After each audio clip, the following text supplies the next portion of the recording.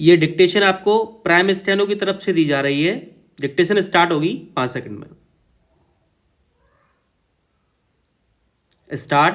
सभापति महोदय, सरकार ने कई कृषि फार्म खोले हैं।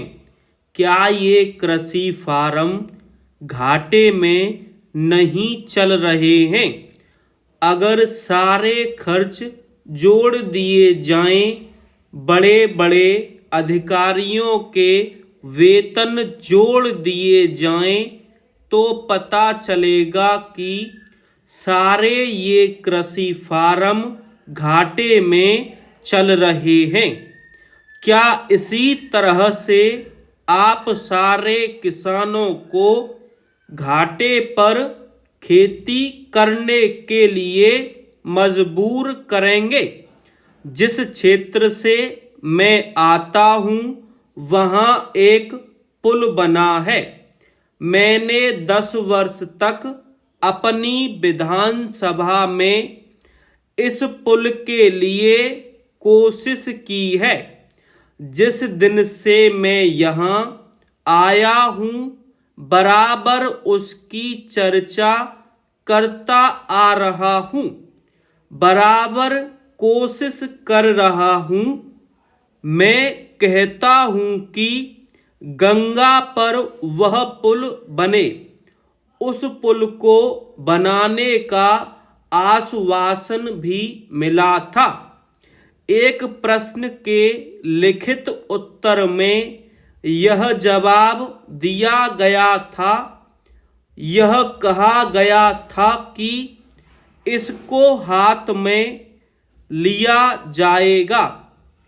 अब मालूम हुआ है कि उस योजना को उठाकर ताक पर रख दिया गया है और यह पुल नहीं बनेगा। इन लोगों ने क्या कसूर किया है, यह मैं आपसे जानना चाहता हूँ। हमारे क्षेत्र के लोगों ने पाकिस्तान की लड़ाई में सरकार को हर तरह का सहयोग दिया था, हर तरह की सहायता दी थी। हमारे यहाँ के नौजवान भी मोर्चे पर जाकर डटे। जिस समय पाकिस्तान के साथ हमारा युद्ध चल रहा था तो कहीं कोई बात नहीं थी, अन्न की कमी नहीं थी। अन्न की कमी भी हमारे विरोधी साथी पैदा करते हैं, जो यह चाहते हैं कि सरकार असफल हो जाए। ये लोग जो कहते हैं उसको आप समझें। एक तरफ तो हमारे मित्र की बात है जो देश के बड़े बड़े शहरों में दंगे करवाते हैं, दूसरी तरफ हम हैं जो कि इनकी बातों को नहीं समझ पाते।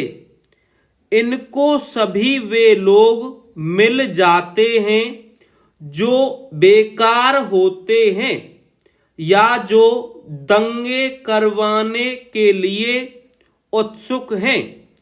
इसलिए सरकार का इन सारी चीज़ों की तरफ ध्यान जाना चाहिए और उसको सोचना चाहिए कि क्या तरीका इन सब से बचने का हो सकता है।